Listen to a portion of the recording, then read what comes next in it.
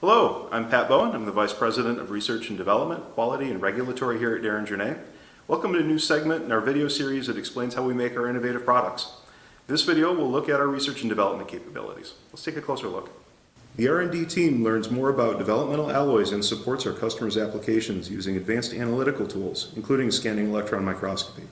With this tool, samples can be interrogated up to 50,000 times magnification.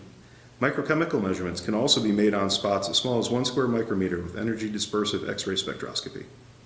Alloy research at Deringer-Ney is conducted using casting, thermal processing, rolling, and wire drawing techniques. Our development approach has led to materials innovations in automotive potentiometers, intravascular medical devices, and semiconductor test probes. Hundreds of new material compositions can be fabricated and tested every year as part of our mission to bring new alloys to market. Metallurgical improvement projects are also undertaken to improve manufacturing yields or to answer customer inquiries. We hope you've enjoyed this overview of our research and development capabilities, and for more information, visit our website at deringerNey.com.